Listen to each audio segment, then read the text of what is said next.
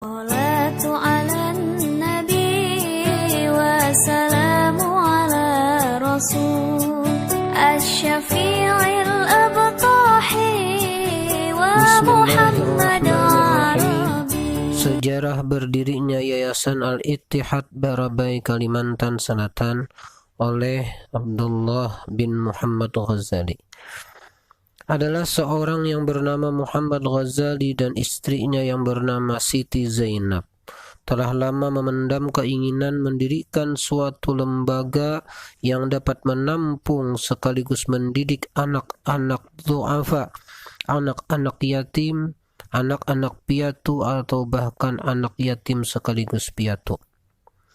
Keinginan tersebut muncul karena lembaga penyantunan anak-anak du'afa, yatim, piatu atau yatim piatu yang saat itu sudah ada, mereka rasakan jumlahnya masih kurang.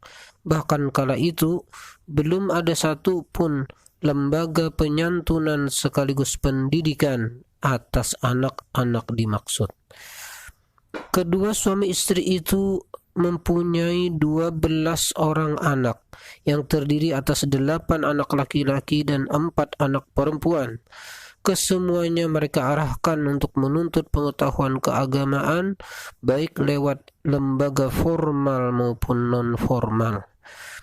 Di antara ke-12 anak mereka ada 3 orang yang merantau ke kota Balikpapan, berdakwah di sana dan alhamdulillah diterima masyarakat Balikpapan dengan baik hingga dapat mendirikan yayasan pendidikan keagamaan yang mereka namai dengan Yayasan Nahdlatul Ulumid Diniyah.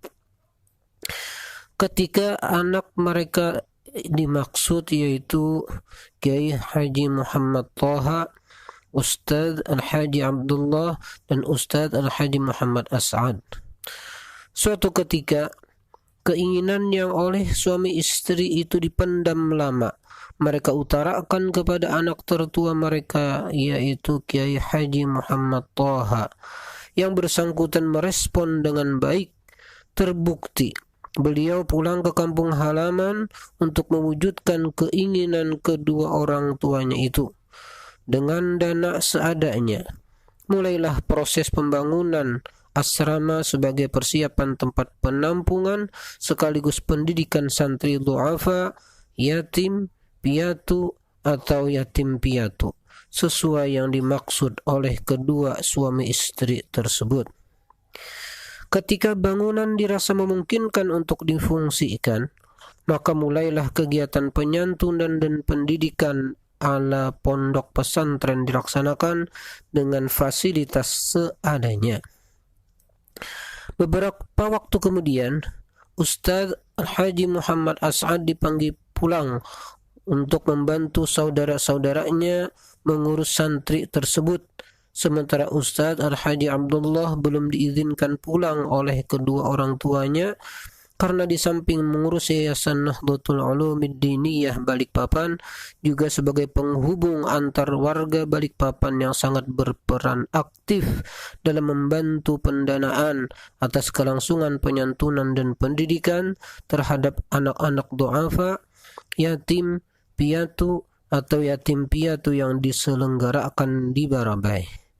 Ketika bangunan sudah mulai rampung dan tenaga pengajar yang terdiri atas putra-putri kedua suami istri tersebut dirasa perlu penambahan, maka diperintahkanlah Ustadz Al-Haji Abdullah oleh kedua orang tuanya kembali ke kampung halaman. Pada tanggal 24 Januari 1994, oleh kedua suami istri tersebut dibentuklah suatu yayasan yang mereka namai dengan Yayasan Al-Ittihad yang disahkan oleh notaris dengan akta nomor 56 sebagai payung hukum atas kegiatan penyantunan dan pendidikan di atas.